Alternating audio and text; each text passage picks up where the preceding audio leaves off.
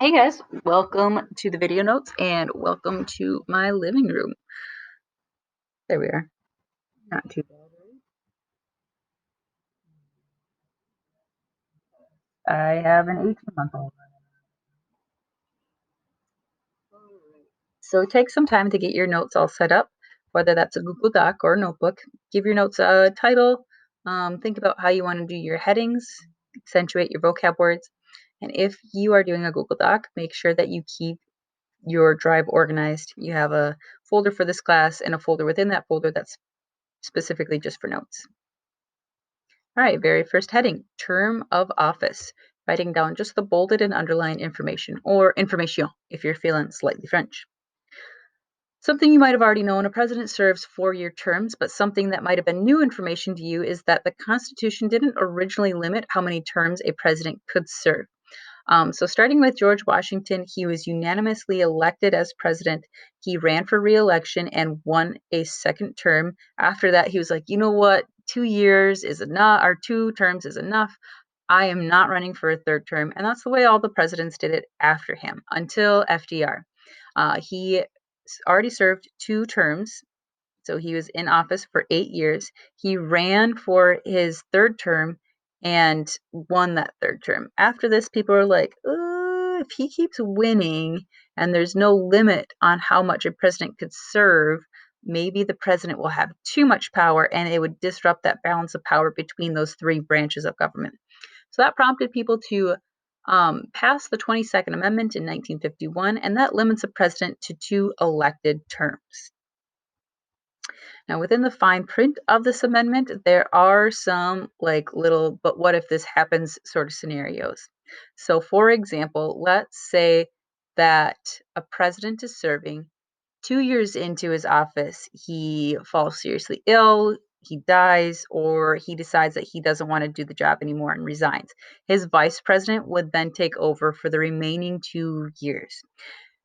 Under the 22nd Amendment, it's okay for that vice president who's serving as president for those remaining 2 years to then run for um, the presidency and win and then run again. So he can serve 2 terms and a maximum of 2 years remaining in the term of the president that they were under.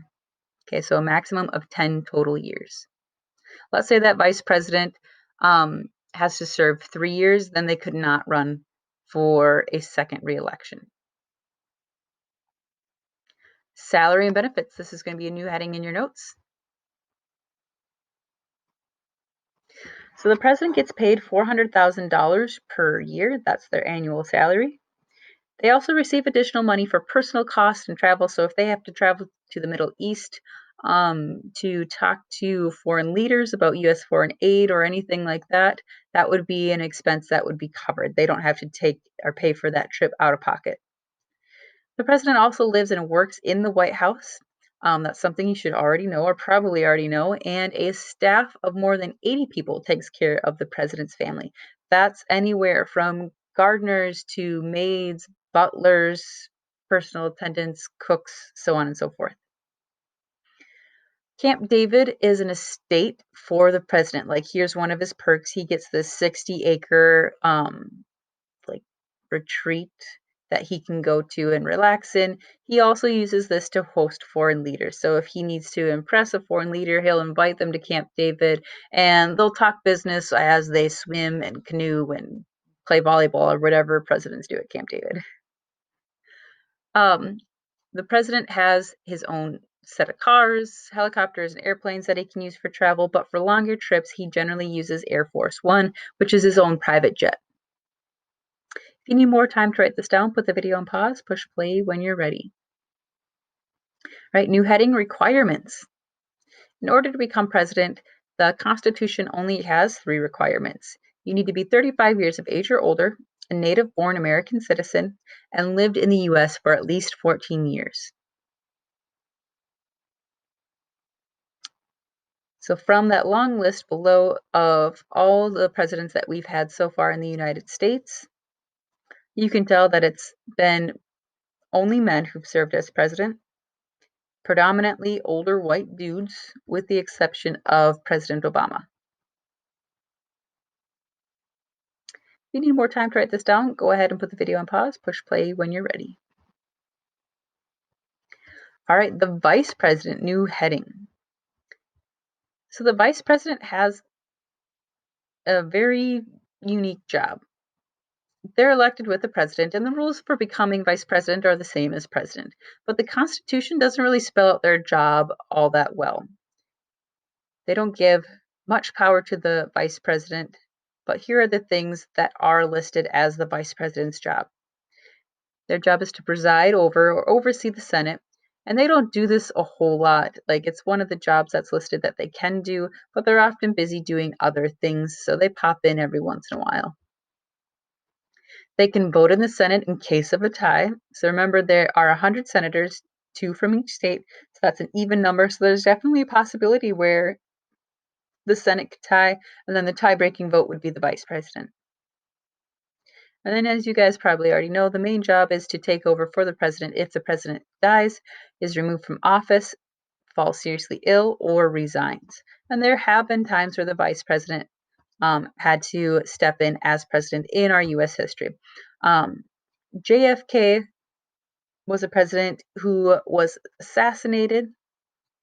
His vice president, Lyndon B. Johnson, had to fill in for him and step up as president. So here is LBJ's inauguration, a picture of his inauguration, which was taken on Air Force One, that private jet for the president and vice president. After they got the call that JFK was officially pronounced dead, they went ahead and did LBJ's inauguration right there on the plane. And then you have Gerald Ford, who was the vice president for Richard Nixon. Richard Nixon is famous for the Watergate scandal, and they were kind of in the process of deciding whether or not to impeach Richard Nixon. And he was like, you know what? I'm going to make it easy for you guys. I'm going to go ahead and resign. There's just too much controversy around this, and I'm losing a lot of political support. So I feel like it would just be better if I resigned. Gerald Ford then stepped in for Richard Nixon. And there was almost a question of whether or not Mike Pence had to step up for President Trump when he was sick with COVID. And of course, that wouldn't be like for the rest of his term, it would be just temporarily. Doctors kind of talked about how COVID can affect decision making processes in the brain. And they were wondering if President Trump's case was serious enough where it could possibly affect his decision making skills.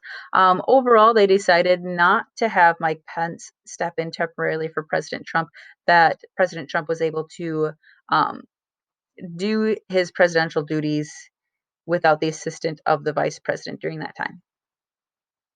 If you need more time to write this down, go ahead and put the video on pause, push play when you're ready. Oh, sorry, that's the end of the slide. So remember, what you're going to be doing is you're going to go ahead and go back to Google Classroom, and you are going to use the information in your notes and our brainstorm to answer the question on the Padlet. And that question is going to be, would you want to be the president of the United States? So thinking about the pros and the cons, the perks, the salary, the benefit, and also the responsibilities that come with the job. Would you want to be president of the United States? Make sure that you support your answer with 3 details from the notes or brainstorm. And then include your name at the bottom of your post. Remember, I will be on the Google Meets for the rest of the block. If you have a question, just log back in onto that Google Meet. If you have a question after our scheduled block, you can pop in during open office hours, or you can schedule an appointment. And remember, that link to schedule an appointment from 1:30 to 3 is on Google Classroom under the Stream tab. See you later, guys.